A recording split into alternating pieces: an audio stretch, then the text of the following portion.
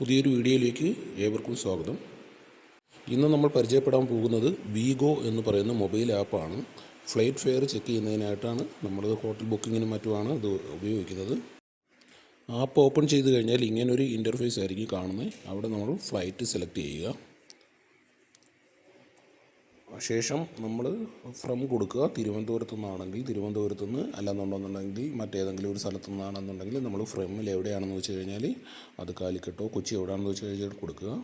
ശേഷം ടു എന്ന് പറയുന്ന സ്ഥലത്ത് മസ്കറ്റാണോ ദുബൈ ആണോ ഏത് രാജ്യത്തേക്കാണോ നമ്മൾ പോകുന്നതെന്ന് വെച്ച് കഴിഞ്ഞാൽ അതവിടെ കൊടുക്കുക.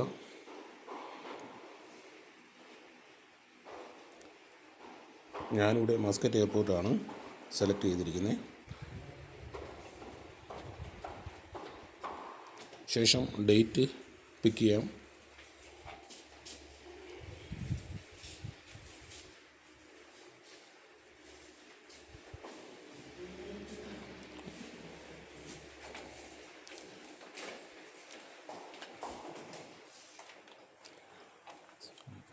സെർച്ച് കൊടുക്കാം. അവിടെ സെർച്ച് കൊടുക്കുമ്പോഴത്തേക്ക് നമ്മൾക്ക് ആ ഡേറ്റിലുള്ള റിസൾട്ടുകൾ വരുന്നതായിരിക്കാം.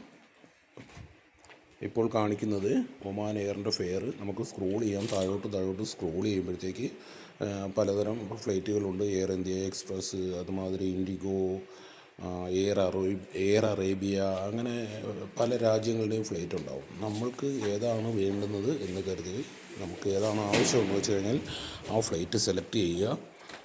സെലക്ട് ചെയ്തതിന് ശേഷം നമ്മളെപ്പോഴും ശ്രദ്ധിക്കേണ്ടത് ഫ്ലൈറ്റ് ഡയറക്റ്റ് ആണോ ഡ്യൂറേഷൻ എത്രയുണ്ട് എന്നുള്ള കാര്യം നമ്മളൊന്ന് ഉറപ്പ് വരുത്തുക എന്നുള്ളതാണ്. ഡയറക്റ്റ് ഫ്ലൈറ്റിൻ്റെ താഴെ നമുക്ക് അവിടെ കാണാൻ കഴിയും.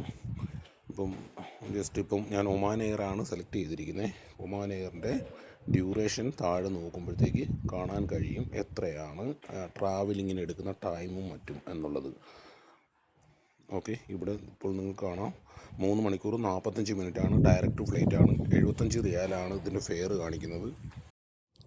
ഫ്ലൈറ്റ് ഫെയർ ചെക്ക് ചെയ്യുന്ന ഒരുപാട് ആപ്പുകൾ നിലവിലുണ്ട്. ഒരുപാടുണ്ട്, പക്ഷേ ഇത് കുറച്ചും കൂടെ സ്യൂട്ടബിൾ ആണെന്ന് തോന്നുന്നു. അതുകൊണ്ട് തൽക്കാലം നിങ്ങൾ ആർക്കാണ് മൊബൈൽ ആപ്പ് ആവശ്യമെന്ന് വെച്ച് കഴിഞ്ഞാൽ ഇത് ഡൗൺലോഡ് ചെയ്ത് വെച്ച് കഴിഞ്ഞാൽ സ്വാഭാവികമായിട്ടും നമുക്ക് ട്രാവൽസിലോ മറ്റും വിളിക്കാതെ വേഗത്തിൽ നമുക്ക് ഈസി ആയിട്ട് നിലവിലുള്ള റേറ്റുകളും ഫെയറുകളിലും വരുന്ന മാറ്റങ്ങളും കാര്യങ്ങളും ഒക്കെ